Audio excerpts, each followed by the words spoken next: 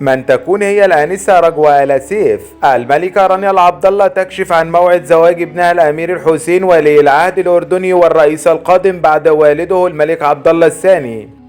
وهل تم فعلا الإعلان الرسمي عن موعد زواج الأمير الحسين بن عبد الله الثاني أم لا؟ كل ما نعرفه على أنها خطيبة ولي العهد الأمير الحسين بن عبد الله الثاني.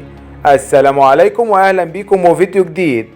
كان الديوان الملكي الأردني أعلن عن خطبة الأمير الحسين بن عبد الله الثاني على الآنسة رجوى خالد بن مساعد بن سيف بن عبد العزيز آل سيف التي تقيم في الرياض بالسعودية. وأعلن الديوان الملكي منذ قليل الموعد الرسمي للزواج، وسرعان ما انتشر الخبر على منصات التواصل الاجتماعي والمواقع الإلكترونية، وانهالت التعليقات على الخبر بالفرحة والدعاء بالذرية الصالحة.